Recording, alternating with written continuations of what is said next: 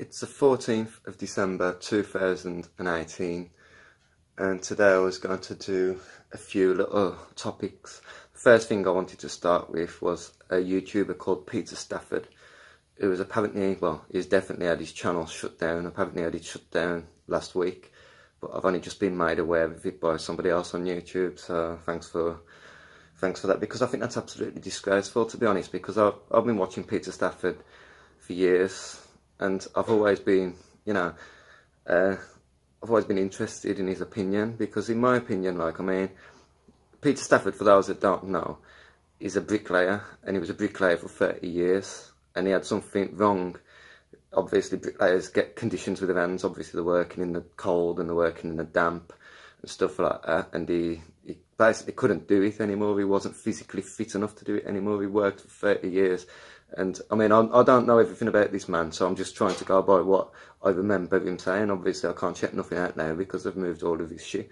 I think he's still on a different platform now. I think he's on Vimeo or whatever it's called. But yeah, he worked his whole life. He worked for 30 years as a bricklayer, and everybody knows that bricklaying is not an easy job. I was a plasterer, and bricklaying, plastering, these sort of jobs, they fuck you up in the short.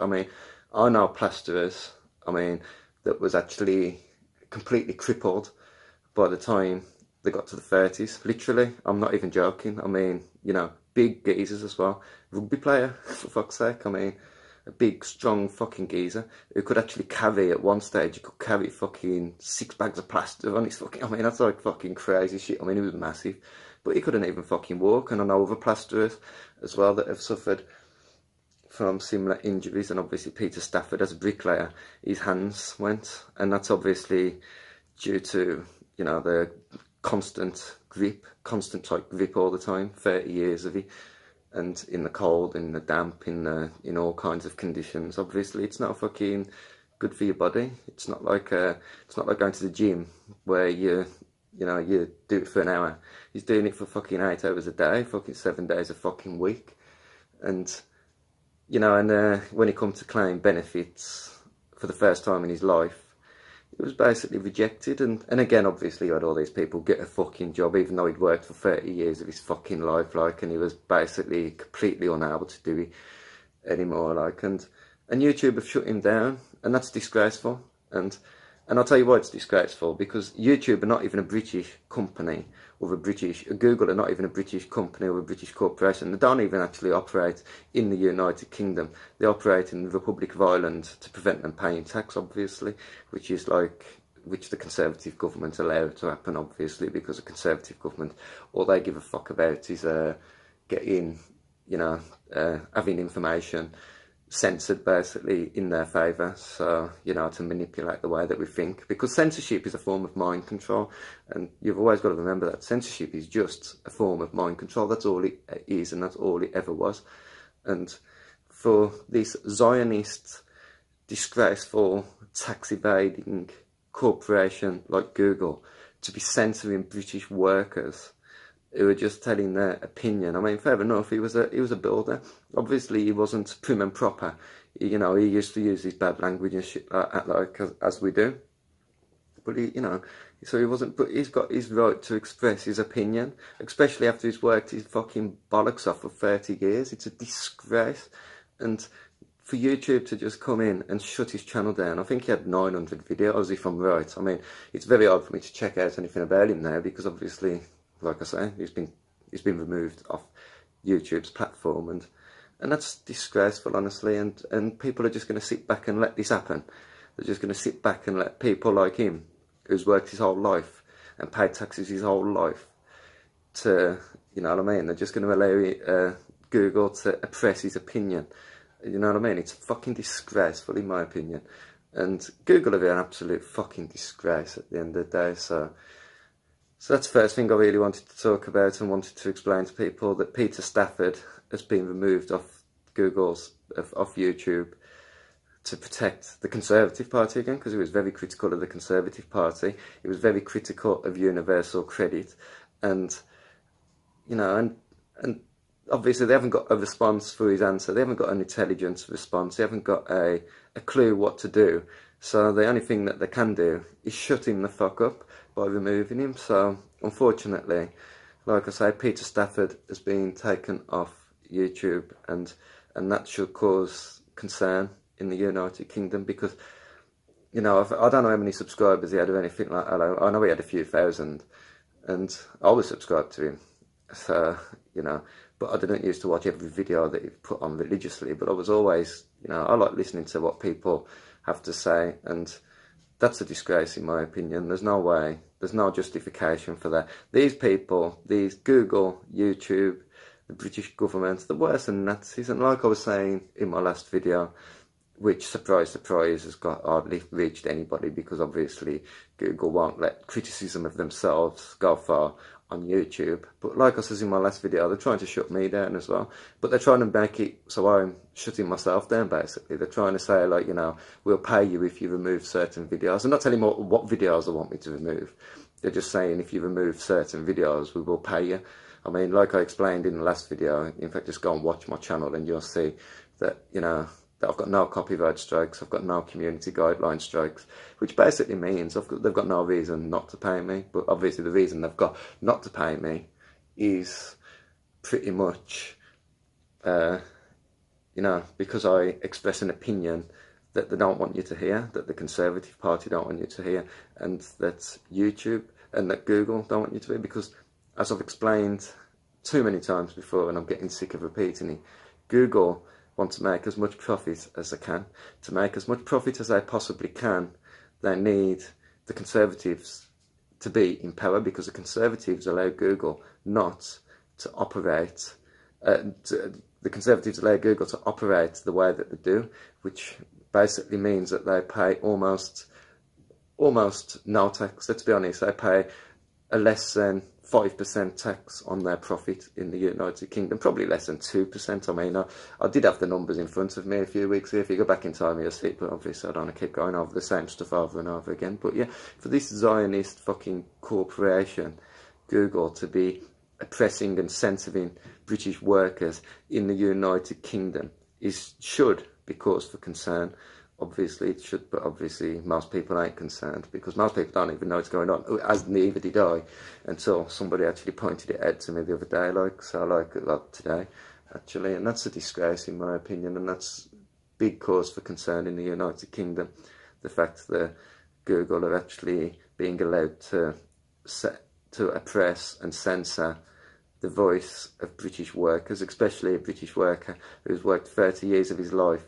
And when it come down to, as he gets older, he's injured. I mean, obviously, you can't... I know that bricklayers suffer from hand. It's always the hands with bricklayers. It's either your hands or your back or your neck or something like that, because of the fucking job, and because you're working in the cold and you're working in the damp, and all these health and safety rules, like wearing your IVs and fucking safety boots and stuff like that. At the end of the day, they don't protect you from stuff like that. I mean, they don't protect you from that kind of injury, and from that kind of long-term wearage of your body, basically, and fucking, and it's a disgrace, honestly. I mean, for me, Google, I don't know who they think now, they're worse than the Nazis. They're in line with Stalinism, that's what it is, ain't it? I mean, and they're so concerned and so, protecting Theresa May at the moment, as are most of the mainstream media and the Conservative Party and stuff. I mean, let's be honest, Theresa May's career as Prime Minister should be fucking completely finished. I mean, but the Conservatives, after Theresa May goes, the Conservative Party will live on for a little bit. And, they're talking about putting Jacob Rees-Mogg or Boris Johnson or some other fucking, tosser in control of the party, who's got no idea about real life. I mean, people that, Jacob Rees-Mogg is being, is perceived as a bit of an hero now with the Conservative Party. I mean, but he's not an hero. I mean, this man voted for disability allowance cuts. This man had an £8 million grant to do up his 300-room home. I mean, this man is basically a disgrace as well. And this country is run by these people. And, they've got no grasp of reality. Not our reality, anyway. They understand their own reality. And that's like acting like little puppets and stuff like that to the Zionist establishment. Because let's be honest, that's what it is. I mean, it's kind of strange because we're back where we started, really. I mean, when I started all this conspiracy shit like years ago, like looking into all these conspiracy theories and stuff like that, you know, it was all about Zionism, you know what I mean? Protocols of Zionism and stuff like that, you know, and it was all about that. And then, you know, we started to move away from that because we started to think, you know, it's not just Zionists that are doing it, but when we come back to it, yeah, it's a Zionist and a British aristocracy thing, and that's something else I was going to say as well. You know, I mean, somebody, you know, said there's no proof of the Illuminati and stuff like that. Somebody sent me a message saying there's no proof that the Illuminati exist, and I've got no proof. The Illuminati is a British aristocracy. In fact, it's the aristocracy in general. That's who the Illuminati are. And most of the people that we connect with the Illuminati, like Jay-Z and Rihanna, and these ain't Illuminati. They're just puppets to the Illuminati. They're just sellouts, basically. They just do what they're fucking told, and they spread the Illuminati's message. And, you know, and like I say, this should be a big cause for concern that these Zionists are controlling the way that we think. Because, as I said earlier, censorship is just a form of mind control. That's all it is. It's, you know, because information received, you know, determines how we perceive the world. And that's what Google know that, and that's why they're so desperate to try to control the information that is being received. And like I say, I put a video on there criticising Google. Every time I put a video on there criticising Google, it struggles to get 100 views. Do you know what I mean? Unless I share it elsewhere. I mean, it literally struggles to get 100 views, even though I've got 27,000 subscribers. In fact, 27,500 subscribers. I've got over that now. And like I say, that's cause for concern, in my opinion, that these foreign corporations, such as Google, are allowed to operate in this way. And it's not just Google, because let's be honest, it's Facebook, who is also a very pro-Zionist, pro-Israel. You know, it seems to me like we're being controlled by foreign corporations at the moment, and by Zionist corporations. And we should, like, you know, you've got News Corporation, do you know what I mean? People need to wake the fuck up.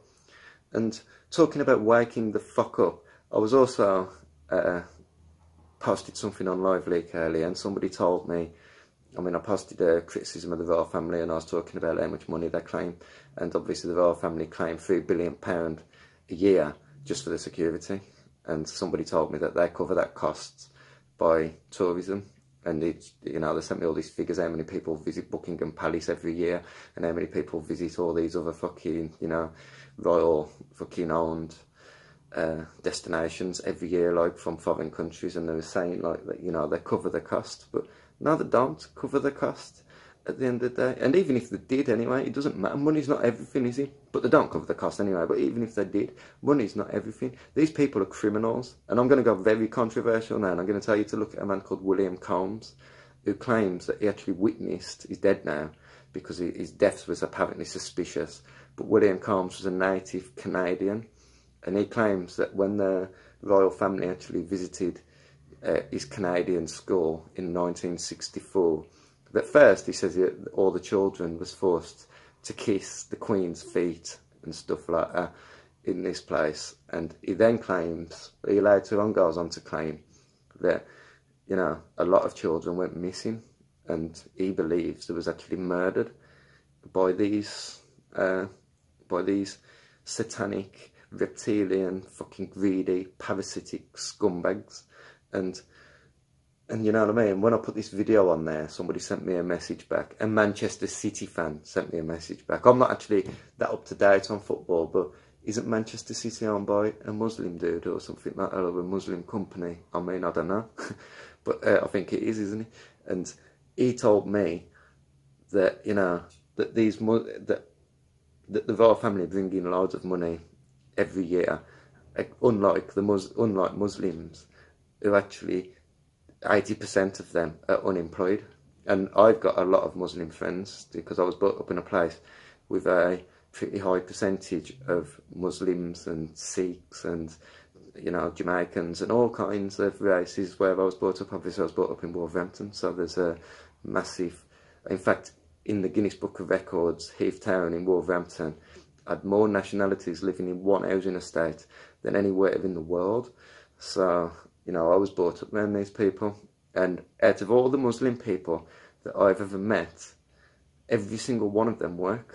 I mean, every single one of them, especially the ones who I knew well, they all worked. And they all worked as, you know, they owned businesses. I mean, every single one of them. Like, in fact, like, you know, I've never known, you know, I've never personally known an unemployed Muslim, if I'm honest with you. I mean, I'm not saying there isn't, because obviously there is. Obviously, some of them can't speak English very well and stuff like that, and that obviously makes it hard for you to get a job. But then he started, you know, he was saying, you know, that the royals are bringing in money and the Muslims are spending the money. And it's like, fucking hell, man. Wake the fuck up. Immigration was never about trying to protect Muslims or trying to give Muslim people a better lifestyle, or any nationality, or any people from any nationality a better lifestyle. Immigration was about cheap labour. This is why it's so hard now to get a job that pays more than minimum wage. In fact, most of the people that are working are actually claiming benefits as well, as was I when I was working, because obviously you claim working tax credits and stuff like that, and that's because the wages are not high enough to actually to allow you to survive on. I mean, you know, £8 an hour minimum wage or whatever it is nowadays, I mean, it might sound good, but when you think of the cost of living and stuff like that, I mean, it's not good, is it? I mean, you know, if you work 50 hours a week for £8 an hour, that's £400 a week you bring in, then you have to pay your tax. So you're getting like fucking, you know, by the time you paid your tax, it's like, what, 320 or something like that. Then you have to pay your rent, your mortgage, or your gas, and your electric, and your water, and your shopping, you know, for your food and shit like that. And I mean, it's absolutely disgraceful. But I've got nothing but respect for Peter Stafford. And yeah, I used to go on his YouTube channel, and I used to see that there used to be a lot of people that hated on him all the time.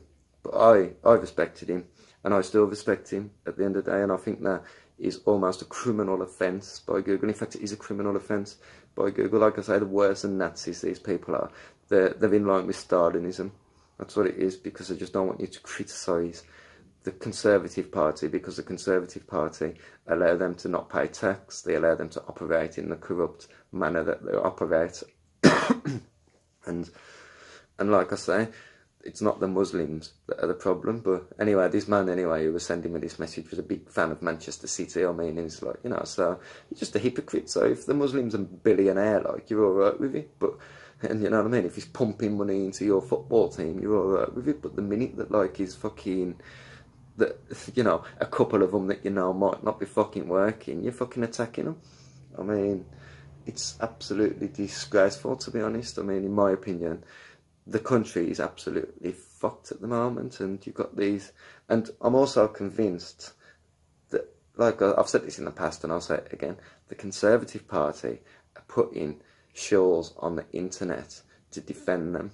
That's what they're doing. These people ain't even real in most cases, I don't think. I mean, you know, they've got like, you know, they're just put there to defend the Conservative Party in some shape or form, and that's what Reddit are doing, and that's what LiveLeak are doing, and then they've got companies like Google and shit like that that are also attacking people, you know what I mean, oppressing British workers to suit themselves, basically, to allow themselves not to pay a fair rate of tax. And obviously, if Jeremy Corbyn does get in power, and if Jeremy Corbyn is going to be true to his word, then obviously what's going to happen is Google are going to have to start paying more tax in the United Kingdom, and that's the last thing that Google want to do. So, you know, so they will oppress any kind of criticism of the Conservative Party. And like I keep saying, censorship and oppression of people's opinion is a form of mind control, and that's what it is. There's nothing else to it. That it's just a form of mind control. They're controlling what you read, they're controlling what you watch, so they're controlling how you think. That's all it is. So I'm gonna leave this part at that. I might do something later. If not, I'll probably do something early in the week. I'm out.